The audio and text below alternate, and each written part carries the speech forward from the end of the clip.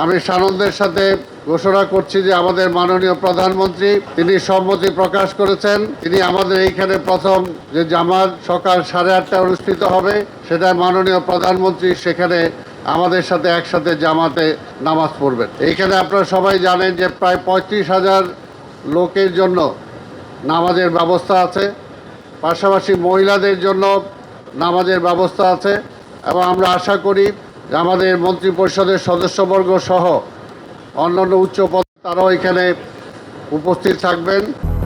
200-র বেশি সার্ভিস ও ফিচারে লেনদেনের সব বিকাশ অ্যাপে সম্ভব।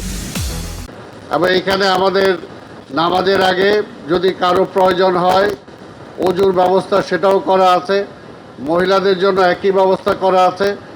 আর প্রতিবারের ন্যায় আমাদের প্রথম ঢোকার সময় গেটগুলো খোলা কম থাকবে, বের হওয়ার সময় গেটগুলো সব খুলে দেওয়া হবে যাতে সবাই খুব দ্রুত সময়ে বের হয়ে যেতে পারে।